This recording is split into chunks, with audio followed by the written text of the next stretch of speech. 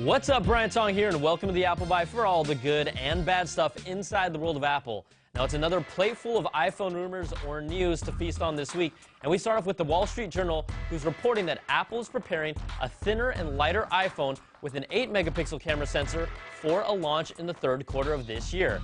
The new info might squash the debate between the next iPhone having the same form factor or not, depending on who you believe. But according to the Journal, Apple has a goal to produce 25 million units by the end of the year. The new iPhone was planned for a summer launch, but it wasn't ready in time, and their sources say it still could be delayed if Han High Precision, the company that assembles the iPhone, can't improve their production rate. Now, another nugget in the article also says Apple has been experimenting with a new charging method for their revamp of the iPhone in 2012. Apple has already filed patents for wireless charging and syncing to iDevices when it makes contact with the docking stand. It's currently being used with the HP touchpad and pre-phones, so it's a realistic possibility.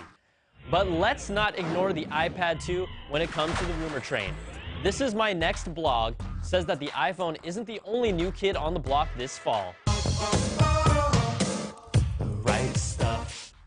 Brian, we're still rolling. Yeah, I knew that, guys. All right, a new member of the iPad family called the iPad HD will sport a double-resolution screen aimed at the pro market for video and photo production. The report says it is not the iPad 3, but in addition to the current product line.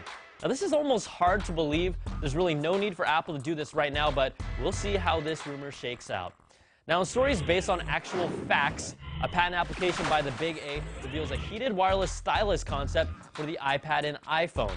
Steve Jobs hasn't been the biggest fan in the past. We're going to use a stylus. No. No. Who wants a stylus? You have to get them and put them away and you lose them. Yuck. But this concept would allow the heated stylus more precise interaction to enter data or perform actions without actually touching the device or specialized paper. All right, let's take a quick break with a how-to for controlling your PC with what else? The iPad. Even though your iPad lets you do tons of great stuff when you're out and about, there are plenty of reasons why you might want to access your home computer instead. I'm Sharon Vaknin for CNET.com with an easy way to control any computer with your iPad.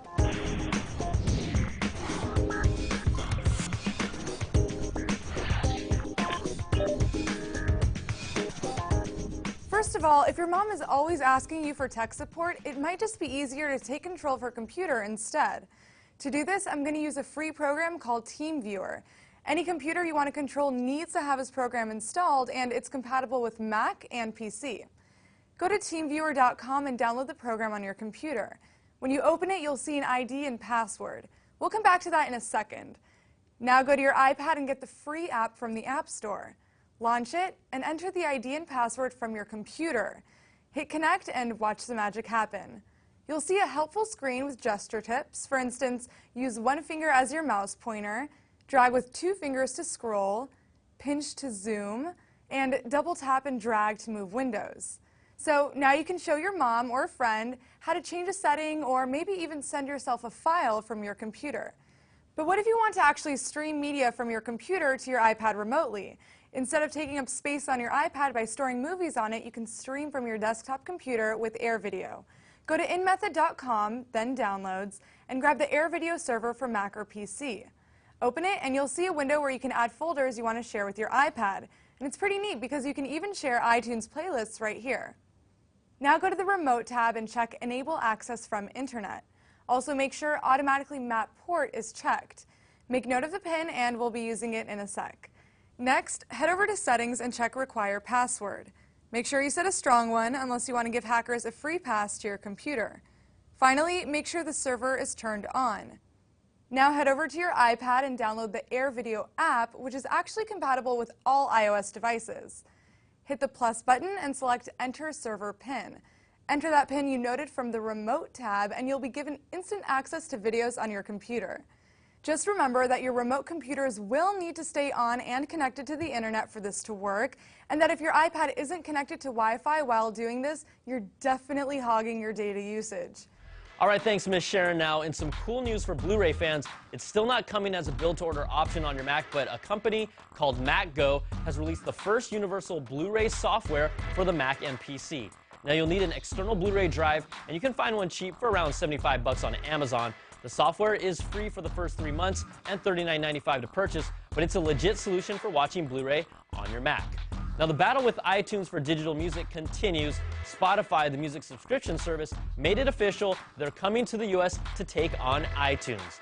The Europe-based service offers cloud-based streaming of more than 8 million songs for free with ad support, and Spotify gave no official date except for the date of soon. And Amazon is making sure they'll be a serious player as well by offering unlimited storage for MP3 and AAC music files for people who upgrade their cloud drive service to 20 gigs of storage. It costs $20 per year. You can access your music anywhere through a Mac or PC, Android device, and it's also iPad compatible. All right, let's check out some quick bites. Jailbreaking fans, the jailbreakme.com 3.0 browser-based jailbreak is available for iOS 4.3.3 users, and it also works on the iPad too. Apple is already working on patching that hole, so you guys better get on this while you can. And Skype 5.2 for the Mac is out, and you can upgrade to a premium account. That's about $50 for the group video chat feature. It also allows you to share screen and documents to multiple people. Now, unfortunately, the standalone app doesn't appear to be compatible with the recent Facebook Skype announcement, and only the Windows version supports it at the moment. And in kick-ass gadgets that we have to have, check out this aluminum keyboard case for the iPad 2 from our good friends at MIC Gadget. They're also the creators of the Steve Jobs statue. It's $50 and the slickest keyboard case we've seen so far, so you want to check it out. And finally, we leave you with the story of a 15-year-old boy named Edward Saakashvili, son of the Georgian president. But get this, he set the Guinness World Record for fastest typing on the iPad. He typed out the alphabet using the software keyboard in just 5.26 seconds and beat the previous record holder by over a second. But who really cares about that kid? I was breaking world records on my own last weekend.